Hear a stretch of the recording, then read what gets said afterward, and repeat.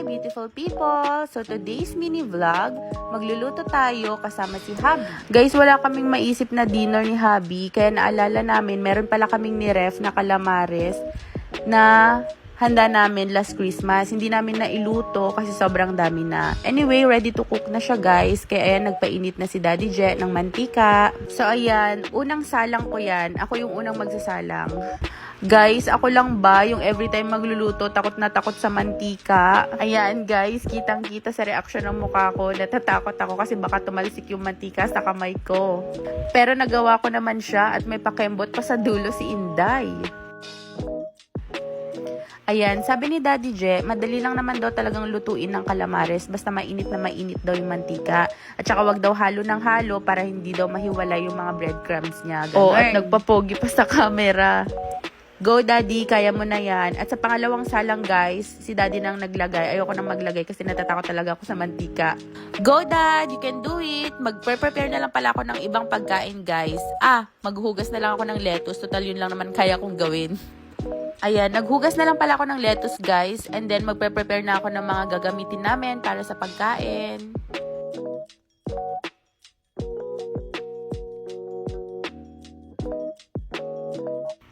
And then guys, ito na ang aming dinner. Meron kami dyan, lechon manok, chooks to go, lettuce, and then yung aming calamares.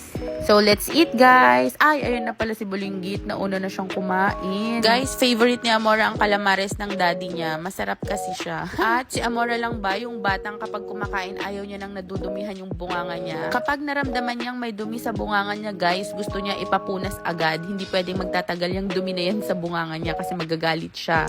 Ayan guys, ang sarap ng kain niya, no? At nag-rice pa nga.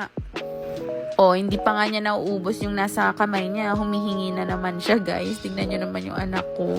Kitang-kita naman sa katawan niya, no? Sarap ng kain niya, no? Go, Amora. Eat well.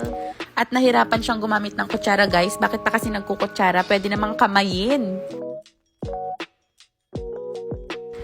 At nag-okay sign pa siya sa camera. Tinatanong din kami kung okay daw ba, masarap.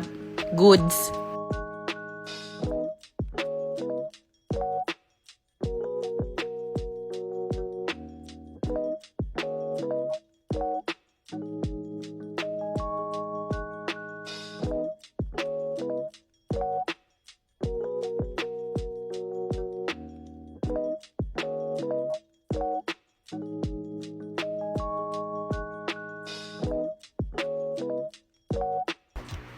Kain tayo guys. Ito na yung dinner namin.